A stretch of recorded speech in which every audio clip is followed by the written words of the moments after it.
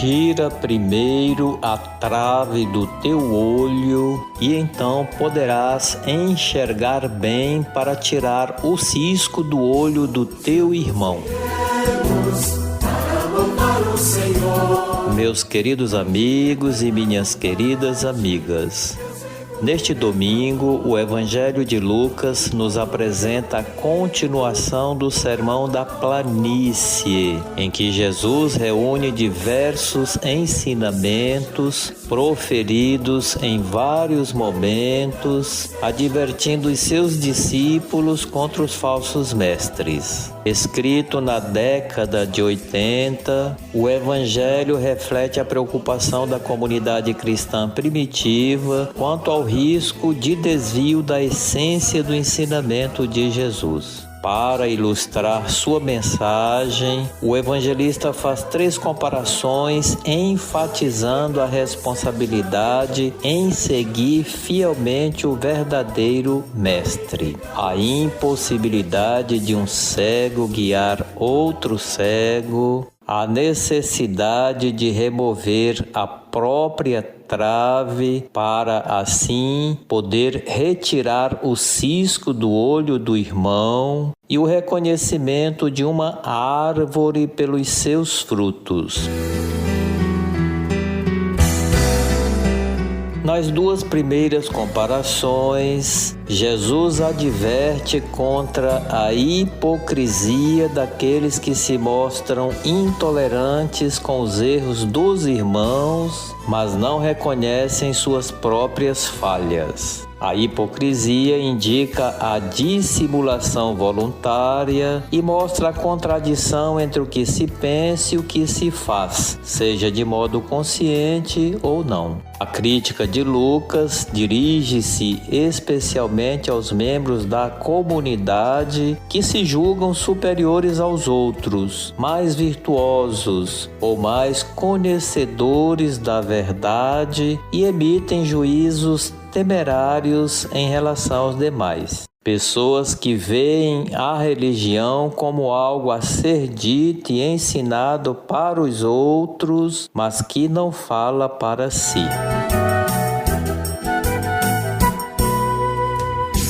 Diferente de Mateus, que dirige a crítica aos fariseus, Lucas alerta os próprios discípulos de Jesus. Na comunidade cristã, as relações devem ser pautadas pela correção fraterna e não pela condenação apressada de quem aparenta estar errado, pois o julgamento cabe a Deus, que é misericordioso. O questionamento de Jesus: pode um cego guiar outro cego? Serve como um aviso aos seus discípulos para que não se coloquem acima do mestre, evitando repetir o erro dos fariseus, chamados por Jesus de guias cegos. A indagação de Jesus é uma advertência ao risco da arrogância intelectual e da autoconfiança excessiva que leva alguns a se considerarem detentores da verdade e superiores aos demais. Nosso único mestre é Jesus. Todos os outros devem ser seus discípulos e deixar-se guiar por ele.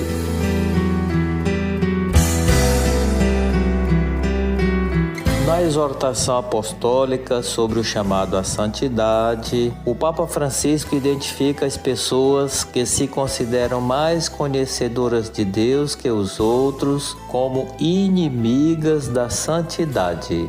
Elas estão presentes em alguns grupos que se consideram católicos, agindo como se possuíssem o pleno conhecimento da doutrina. Essas pessoas atacam e perseguem quem pensa diferente, acreditando que alcançam a salvação pelo conhecimento e ignorando o Cristo encarnado na realidade dos pobres e sofredores. O Papa observa que só de forma muito pobre chegamos a compreender a verdade que recebemos do Senhor, e ainda com maior dificuldade conseguimos expressá-la.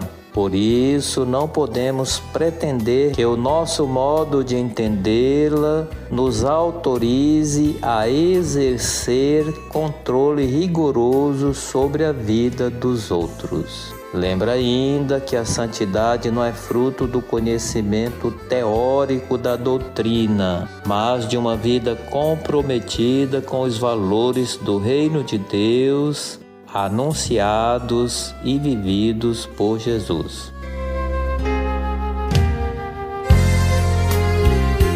A segunda comparação usada por Jesus entre a trave no próprio olho, o cisco no olho do irmão, mostra a incoerência de quem pretende julgar os outros, mas carrega os mesmos pecados ou até mais graves. Essa atitude lembra do fariseu que se justificava no templo diante do publicano.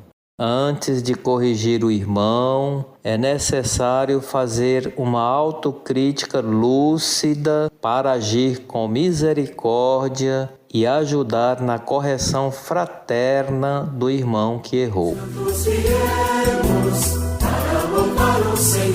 O cardeal português José Tolentino, em seu livro A Mística do Instante, dedica um capítulo ao olhar. Ele nos convida a abrir as janelas para a vastidão, a olhar além do chão. Lembra que o pecado original entrou na história com a falsa promessa de ver como Deus. Conforme o cardeal Tolentino, o mal é o sequestro do olhar, é uma inversão de sentido do ver, é um olhar que foge, é uma renúncia a olhar as coisas na sua inteireza. Ele questiona: o que é que vemos quando vemos?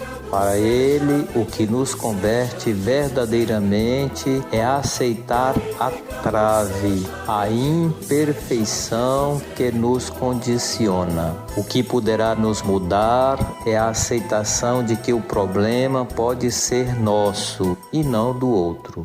Somente quando retirarmos a trave do nosso próprio olho, poderemos ver com clareza e crer de verdade. A fé é uma grande escola do olhar.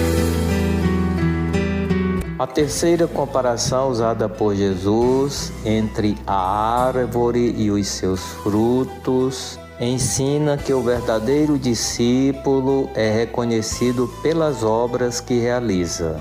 Não bastam as palavras para agradar a Deus e comprovar a fé. Não é suficiente vestir-se de cristão. Faz-se necessário escutar a palavra e praticá-la. O que falam os discípulos de Jesus deve estar em sintonia com o que fazem.